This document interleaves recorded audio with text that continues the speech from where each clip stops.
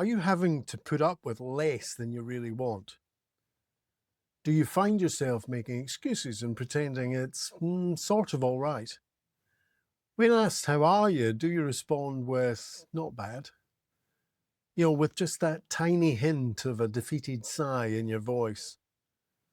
Are you perhaps suffering from the insidious creeping risk of unconsciously ratcheting down your expectations slowly over time without really realizing it? We all know our own accepted levels of amazing, great, good, all right, less than ideal, bad, and awful. We tend to, for the most part, to bounce around somewhere in the middle, somewhere that's comfortable, predictable, and pretty much the same old that we call our everyday life. This middle zone can be referred to as being your comfort zone. It's what's accepted and therefore expected. The interesting thing is it's usually, if we're brutally honest, not particularly comfortable. More a grey zone, not truly awful, but not great either. This is where we may unconsciously seek out some sort of stimulation that breaks this status quo. This can be done sensibly and be well thought out and planned through taking up a new hobby, seeking a promotion, or changing your job. If ignored, however, you can sometimes metaphorically throw a bit of a hand grenade into your life. Start doing things that are a bit out of character, looking to create some sort of peak experience that reminds you that you're actually alive. At this point, let's hope that the peak experience that you've created is good. You win the lottery. You meet the love of your life. You land your ideal job. You launch an amazingly successful product, or discover a new, utterly fulfilling passion. When this happens, your life tends to ratchet up. You start to expect a whole new level of amazing. And what used to be your old level of great now becomes your new everyday all right.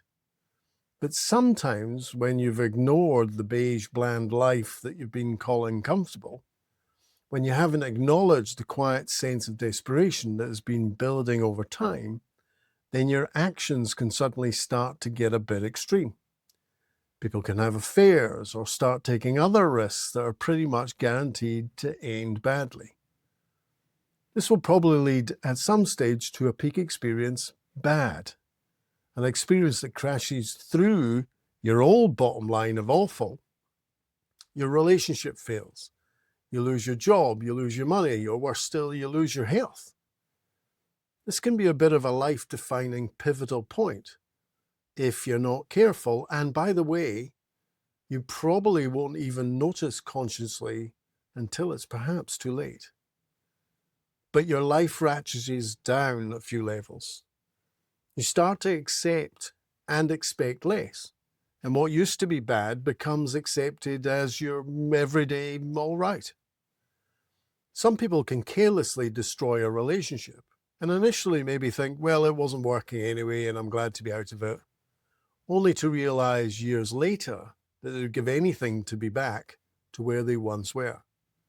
Same with a job. They can lose a job that they thought they hated, be unwilling to compromise, have a sense of entitlement, and then never work again. By not acknowledging the parts of your life that are unfulfilling and unsatisfying, and by not making any sort of conscious plan to change it, may lead to you accepting way less than you really wanted. This can become a dangerous compromise because it can train your brain to recalibrate in a way as to expect less. This unconscious recalibration will encourage you to focus, to look for less, and drive actions and behaviors that will consistently deliver less. Life will have its ups and downs. We wouldn't know good if we didn't know bad. Getting feedback that something is bad is actually a good thing, if and only if you're open to that feedback. You'll want to acknowledge it, learn from it, alter how you're willing to engage with it, make a plan to do something about it, and then take the actions that will change it. All ideally in a timely manner, of course. Denying it, ignoring it, making excuses for it, and pretending it's all right will not make it all right. If you're lucky, it'll keep gnawing away at you until you do something about it. Leave it too long, however, then the risk is you may step on that metaphoric landmine and the universe will exponentially change it for you. For good if you're lucky, for bad if you're not. You can be, and you should be in charge. By acknowledging early in the piece what's working and what's not, then make some choices, set some goals, and be willing to evolve and learn from the life lessons your actions are creating. This and only this will help minimize the frequency and control the depth of your downs. Whilst your positive focus, motivation, and aligned actions will increase the frequency and stratospheric heights of your ups. Having a mastery over a more honest and accurate understanding of the feedback you're generating and knowing how it aligns with the internal feedback of how you feel is a critical component to making your comfort zone really very comfortable and fulfilling.